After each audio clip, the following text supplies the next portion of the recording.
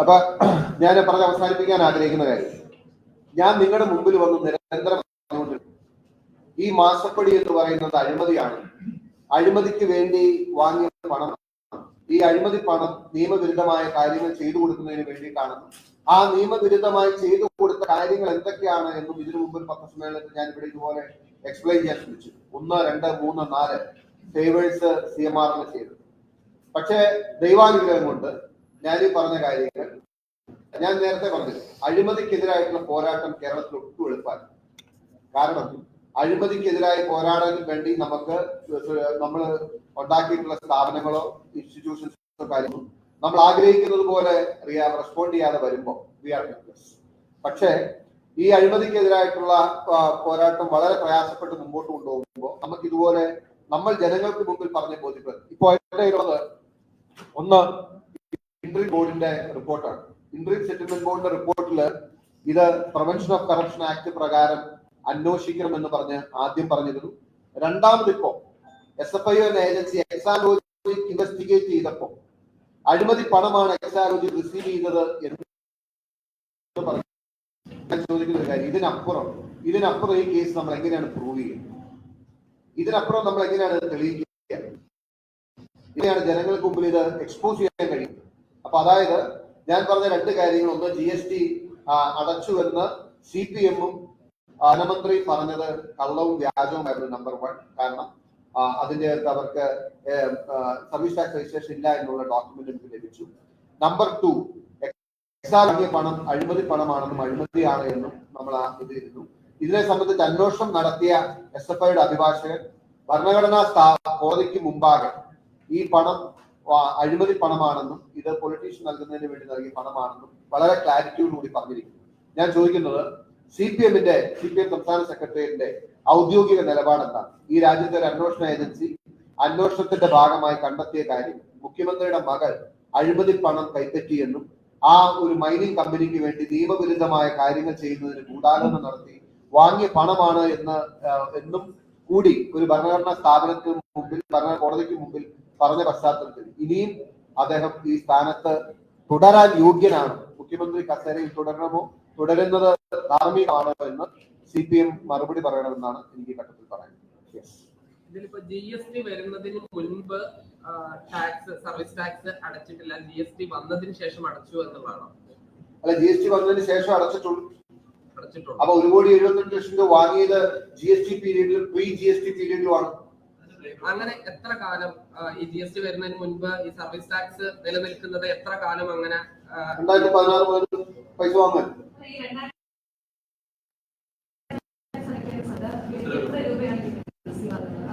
That need to be that we can check it again. 65 ലക്ഷം രൂപയാണ് company വാങ്ങിയത്. അല്ല, that need to be worked out. അല്ല, എന്നാണ് അവർ അവകാശപ്പെട്ടത്.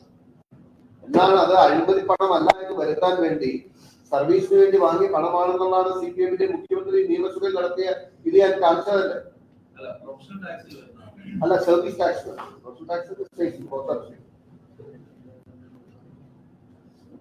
I hope it is clear to you. ധനമന്ത്രി പറഞ്ഞ മറുപടി നിങ്ങൾ വ്യക്തമായി പരിശോധിച്ചു. The question was very straight. 1.72 crores അതിന് നികുതി അടച്ചിട്ടുണ്ടോ ഇല്ലയോ? Simple straight question. അല്ലെങ്കിൽ ഇത്ര എമൗണ്ടിന് നികുതി അടച്ചിട്ടുണ്ട്, ഇത്ര എമൗണ്ട് അടച്ചിട്ടില്ല. Why can't he say that? My point is CPM ധനമന്ത്രിയെ കൊണ്ട് കളവ് പറയിപ്പിച്ചു എന്നുള്ളതാണ്. ഞാൻ ചോദിച്ചിട്ട് നമ്മുടെ മന്ത്രിമാരെ, നമ്മുടെ ഭരണ സംവിധാനത്തെ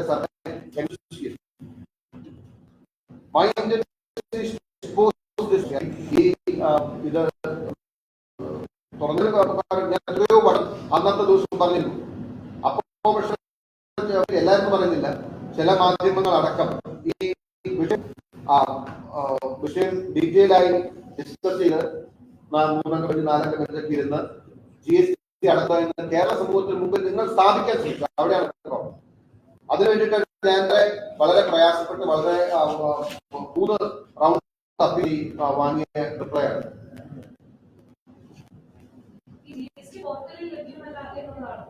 അതെ, അങ്ങനെ പറയാൻ കഴിയുള്ളൂ. GST പോർട്ടൽ ഉണ്ടാവും. കാരണം എന്താ വെച്ച് കഴിഞ്ഞാൽ ഇതിനു മുമ്പ് സർവീസ് ടാക്സ് രജിസ്ട്രേഷൻ ഉള്ളവർ GST മാറിയിട്ടുണ്ടെങ്കിൽ that will be part of the transition form ആണ് ഫയൽ ചെയ്യുന്നത്. ഈ CMRL വാങ്ങിയ പണത്തിന്റെ കാര്യം മാത്രമല്ല, അതായത് സർവീസ് ടാക്സ് GST മാറുന്ന യാതൊരു വിവരങ്ങളും പറയൂല്ലോ. ഈ ഇടപാടുമായി ബന്ധപ്പെട്ടല്ല.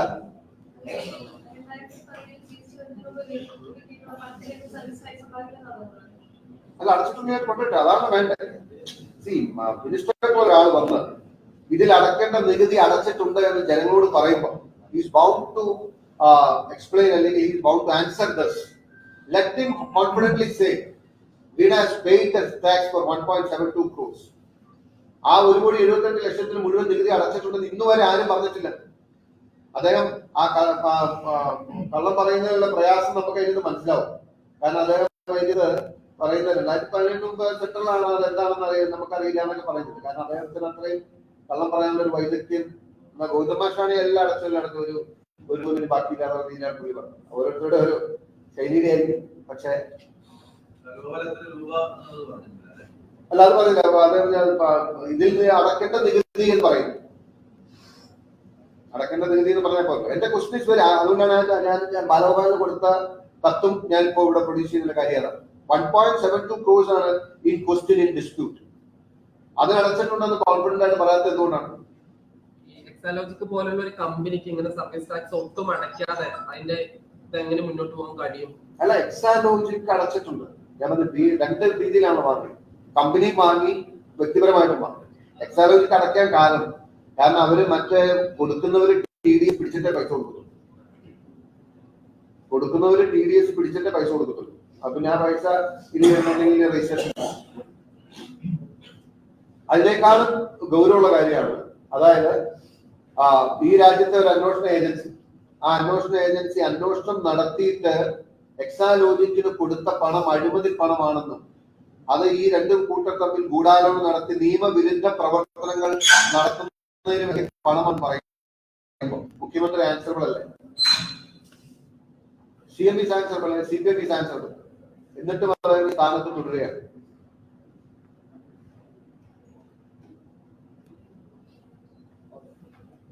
Anything more? അന്വേഷണത്തിന്റെ ഒരു അവരിപ്പോ റിപ്പോർട്ട് കോടതിക്ക് കൊടുത്തു എന്ന് പറഞ്ഞു. We never know what kind of report they have. അവരെന്ത് കഴിഞ്ഞ റിപ്പോർട്ടാണ് കൊടുത്തത് നമുക്ക് അറിയില്ല. അതിനെ കുറിച്ച് പറയും. ശരിക്ക് SFI പ്രതികരിച്ച് ഇപ്പോ ഇത് ഡിസ്പ്യൂട്ട് ചെയ്യാണ്. ഇപ്പൊ ഞാനും ഹിന്ദു പത്രവും പറയുന്നത് അങ്ങനെ സംഭവിച്ചില്ല. SFIയുടെ ഭാഗത്തുനിന്ന് അന്വേഷണത്തിന് ശേഷം മുഖ്യമന്ത്രിയുടെ മകൾ അഴിമതി പണം സ്വീകരിച്ചുവെന്ന് ഡൽഹി ഹൈക്കോടതിക്ക് അല്ലെങ്കിൽ ഭരണഘടനാ കോടതിക്ക് മുമ്പാകെ അങ്ങനെ ഒരു അഭിഭാഷകനും പറഞ്ഞിട്ടില്ല എന്ന് CPM പറയുകയാണെങ്കിൽ, മുഖ്യമന്ത്രി പറയുകയാണെങ്കിൽ അതിനുള്ള വീഡിയോ റെക്കോർഡിംഗ് കോടതിയുടെ അവൈലബിൾ ആയി നമുക്ക് പരിശോധിക്കാം. ഞാൻ മാത്രം ഇത് വന്നിരുന്ന് പറഞ്ഞിരുന്നെങ്കിൽ നിങ്ങൾ എന്നോട് ചോദിക്കും, അതുപോലെ പറഞ്ഞു, അങ്ങനെ പറഞ്ഞു, ആര് പറഞ്ഞു, എവിടെ പറഞ്ഞു, എന്ത് പറഞ്ഞു? ലക്കിലി ഞാൻ പറഞ്ഞില്ലേ, ചില പോരാട്ടത്തിൽ ദൈവം നമ്മുടെ കൂടെ വരും. വെർബാറ്റം റീപ്രൊഡ്യൂസ്ഡ്, വെർബാറ്റം കോടതിയിൽ അഭിനയം. കാരണം എന്റെ കോവിൽ നിന്നുള്ള ഒരു ലോയറെ വാച്ച് ചെയ്യാൻ വിട്ടിരുന്നു. ഇമ്മീഡിയറ്റ്ലി കോടതിയെ ഇങ്ങനെ ഒരു സബ്മിഷൻ വന്നിട്ടുണ്ട്. ശരിക്കും അത് പ്രൂവ് ചെയ്യാൻ കഴിയില്ല. കാരണം ഞാൻ പറഞ്ഞത് നിങ്ങൾ വിശ്വസിക്കും, നിങ്ങൾ പറഞ്ഞാൽ ഞങ്ങൾ എങ്ങനെ വിശ്വസിക്കാൻ ചോദിക്കത്തില്ല. ബട്ട് ലെറ്റ് ഹിം ഡിനൈ, അല്ലെങ്കിൽ CPM ഡിനൈ അല്ല. ഞാൻ പറയുന്നതും ഇന്ന് ഹിന്ദു പത്രം പ്രസിദ്ധീകരിച്ചത് വ്യാജമാണ് എന്ന്, അല്ലെങ്കിൽ അങ്ങനെ ഒരു സബ്മിഷൻ ഭരണഘടനാ കോടതി മുമ്പാകെ വന്നിട്ടില്ല എന്ന് പറയാൻ ഐ ക്യാൻ അക്സെപ്റ്റ്. അന്നേരം ബാക്കി നോക്കാം. പക്ഷെ അത് വളരെ ഗുരുതരമായ വെളിപ്പെടുത്തലാണ്. നിങ്ങൾ എല്ലാവരും അത് മിസ് ചെയ്ത് എന്തുകൊണ്ടാണെന്ന് എനിക്കറിയില്ല. അത് ഒരിക്കലും മിസ് ചെയ്യേണ്ടതായിരുന്നു. മുഖ്യമന്ത്രിയുടെ മകൾ അഴിമതി പണം കൈപ്പറ്റിയെന്നും ആ കമ്പനിയുമായി ഗൂഢാലോചന നടത്തി നിയമവിരുദ്ധ പ്രവർത്തനങ്ങൾക്ക് നേതൃത്വം നൽകിയെന്നും പറയുന്ന ഗുരുതരമായ സബ്മിഷൻ അന്വേഷണത്തിന് ശേഷം, ഇതൊരു FIR അല്ലെങ്കിൽ ഒരു ഇനീഷ്യൽ അന്വേഷണത്തിന് വേണ്ടിയിട്ടുള്ള മെറ്റീരിയൽ അല്ല, ആഫ്റ്റർ ഇൻവെസ്റ്റിഗേഷൻ ആണ്. ആഫ്റ്റർ ഇൻവെസ്റ്റിഗേഷൻ അങ്ങനെ ഒരുപാട് സബ്മിഷൻ വന്നപ്പോൾ അതിന്റെ ഗൗരവം നമ്മൾ കാണേണ്ടതായിരുന്നു. I think this is what best I can expose this case. ഞാൻ പറഞ്ഞ കാര്യങ്ങൾ കേരളത്തിന്റെ പൊതുസമൂഹത്തിന് മുമ്പിൽ തെളിയിക്കാനുള്ള ഒരു കഠിന പരിശ്രമത്തിന്റെ ഭാഗമായിട്ടാണ്. അല്ല, നമ്മൾ ആ നിലയിലേക്ക് നമ്മൾ ചർച്ച കൊണ്ടുപോകണം. എനിവേ പാർട്ടി എന്നോട് അത് മുമ്പോട്ട് കൊണ്ടുപോകാനുള്ള നിർദ്ദേശവും അനുമതിയും തന്നിട്ടുണ്ട്. അതുകൊണ്ടാണ് ഞാൻ മുമ്പോട്ട് കൊണ്ടുപോകുന്നത്. Let's take it forward. Thank you for your cooperation. Any doubt you can just contact documents. I will share it with you. Then only. ഇനി ഞാൻ ഒന്നിന്റെ പബ്ലിക് ക്വസ്റ്റ്യൻസ് ഒന്ന് ആൻസർ ചെയ്യാണ്ട് ഞാൻ ഇതിനകത്ത് യു ഗൈസ് ക്യാൻ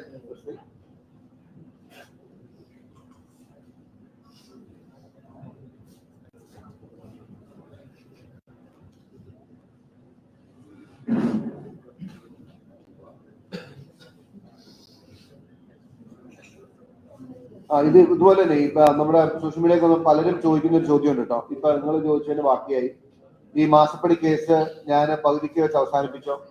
എന്റെ റിസോർട്ടിനെതിരെ അന്വേഷണം വന്നപ്പോ ഞാനത് പിന്നെ മുമ്പോട്ട് പോകുന്നത് അവസാനിപ്പിച്ചതാണോ, അതോ എന്റെ പാർട്ടിയിൽ നിന്നും എന്റെ നേതാക്കന്മാർ എന്നെ വിലക്കിയതാണോ എന്നൊക്കെയുള്ള ചോദ്യങ്ങൾ ഇപ്പൊ ഇങ്ങനെ സോഷ്യൽ മീഡിയയിലേക്ക് വരുന്നത്. അതുകൂടി ഞാൻ പറയാൻ ആഗ്രഹിക്കുന്നു. ഒരു കാരണവശാലും മാസപ്പടി കേസിലുള്ള പോരാട്ടം അവസാനിപ്പിക്കുകയോ മരവിപ്പിക്കുകയോ അല്ലെങ്കിൽ കുറയ്ക്കുകയോ ചെയ്തിട്ടില്ല. ഞാന് വിജിലൻസ് കോടതിയിലെ കേസ് ഫയൽ ചെയ്തു. അതിന് തള്ളിയതിന്റെ പുറത്ത് ഞാൻ ഹൈക്കോടതിയിൽ അപ്പീൽ പോയി. ആ അപ്പീലിലെ വാദം പൂർത്തിയാക്കി ഞാൻ വെയിറ്റിംഗാണ് ഞാൻ അതിനു വേണ്ടി നിൽക്കുന്നത്. പിന്നെ ഇപ്പോ രണ്ട് ചോദ്യങ്ങൾ വന്നില്ല. അഭിഭാഷകൻ താങ്കൾ മുഹമ്മദ് അലി പ്ലാക്കക്കുണ്ടിന്റെ ഒരു അഭിഭാഷകനായ താങ്കൾ ആരോപണം ഉന്നയിച്ച് മാറി നിൽക്കാതെ നിയമപരമായി എന്ത് ചെയ്തു? അതല്ലേ നമ്മുടെ നിയമങ്ങളിൽ കോടതിയിൽ ഫയൽ ചെയ്ത് I am just awaiting the judgment from high court. പിന്നെ സുമേഷ് ബാബുവിന്റെ SFIയുടെ അന്വേഷണം അഡ്ജസ്റ്റ്മെന്റ് ആണെന്ന് താങ്കൾ പറയുന്നു. അങ്ങനെയെങ്കിൽ താങ്കൾ ഇതിൽ അഡ്ജസ്റ്റ് ചെയ്തത് ആ SFIയുടെ അന്വേഷണത്തില് ലാസ്റ്റ് സബ്മിഷനിൽ ഇപ്പോ എക്സാലോജിക്കും CMRലും തമ്മിലുള്ള ഒരു ഭാഗം അന്വേഷിക്കുന്നതിന് പകരം അവര് additional they are trying to bring few other things എന്ന് വന്നപ്പോഴാണ് ഞാൻ പറഞ്ഞത്. പക്ഷേ ഞാനിപ്പോ അതിന്റെ അകത്ത് SFIയുടെ അഭിഭാഷകൻ കോടതിയിൽ നടത്തിയ ആ ഒരു സബ്മിഷനെ ബേസ് ചെയ്താണ് ഞാൻ എന്റെ പോയിന്റ് ഇവിടെ അവതരിപ്പിച്ചത്. ബാക്കി rest of the things will have to wait and see. ഇതുവരെയുള്ള SFIയുടെ അന്വേഷണം 8 മാസം പൂർത്തീകരിച്ച് 8 മാസം അതിന്റെ അന്വേഷണ കാലാവധി കഴിഞ്ഞിട്ടും റിപ്പോർട്ട് കൊടുക്കുകയോ മറ്റു നടപടികളിൽ പോകാത്തതിന്റെ പശ്ചാത്തലത്തിലാണ് ഞാൻ SFIയുടെ അന്വേഷണത്തെ കുറിച്ച് സംശയം പ്രകടിപ്പിച്ചത്. അതുപോലെ ജോഷി ജോസിന്റെ SFIയുടെ അന്വേഷണം അഡ്ജസ്റ്റ്മെന്റ് താങ്കൾ അത് തന്നെയാണ് ആ ചോദ്യം തന്നെയാണ് അവിടെ വന്നിട്ടുള്ളത്. പിന്നെ ജോയ് ജോസഫ്, താങ്കൾ ഒരു നിയമവിദഗ്ധൻ MLA എന്ന നിലയിൽ താങ്കൾക്ക് പല സംഭവങ്ങൾ കൂടുതൽ ഇടപെടൽ നടത്തും. ഓക്കെ. താങ്കൾ പിന്നെ രമേശ് ചൂണ്ടഞ്ചേരി, താങ്കൾക്കെതിരെ പിണറായി വിജയൻ പ്രതികാര നടപടികൾ എന്ന നിലയിൽ താങ്കളുടെ വസ്തുവിനെതിരെ നടപടി സ്വീകരിച്ചു. അതിനെതിരെ താങ്കൾ എന്തെങ്കിലും കോടതിയെ സമീപിച്ചിട്ടുണ്ടോ? എനിക്കെതിരെ വാർത്തകൾ വന്നു, ഇങ്ങനെ വലിയ കോലാഹലങ്ങൾ ഉണ്ടാക്കിയെങ്കിലും എനിക്ക് അതിന് തരുകയോ മറ്റു നിയമ നടപടികളും സ്വീകരിച്ചിട്ടില്ല. അതുകൊണ്ടാണ് ഇതിന്റെ പോകാത്തത്. Nishad Hamsa, vigilance registered inquiry and cases on you and your property was also survived. Could you please confirm that they noted any issues or illegal activity? ഇതുവരെ എനിക്ക് അത് സംബന്ധിച്ച് വിജിലൻസ് കേസ് അവർ എടുത്തിട്ടുണ്ട്. വിജിലൻസ് കേസ് പിന്നെ എനിക്കെതിരെയുള്ള അതിന്റെ അകത്ത് ചാർജ് ഷീറ്റ് സമർപ്പിച്ചതായി കണ്ടിട്ടില്ല. അതല്ലാതെ എനിക്ക് മറ്റു നോട്ടീസോ മറ്റു കാര്യങ്ങളോ ഒന്നും ഇതുവരെ അവര് തന്നിട്ടില്ല. അതാണ് അതിന്റെ പ്രശ്നം. Okay, rest everything I think. പിന്നെ 2-3 കാര്യങ്ങളുള്ളത്. നിഷാൻ അംശേഖരൻ പറഞ്ഞു. ദിലീപ് മോഹൻ, ഈ വിഷയത്തിൽ ഗൗരവം താങ്കൾ ഇതുവരെ ചെയ്ത പ്രവർത്തനങ്ങൾ പിണറായി വിജയൻ മക്കളെ ശിക്ഷിക്കാൻ പര്യാപ്തമാണ് താങ്കൾ കരുതുന്നത്. We are making all the efforts. അതാണ് ഇപ്പോ ദിലീപ് മോഹനുള്ള മറുപടി.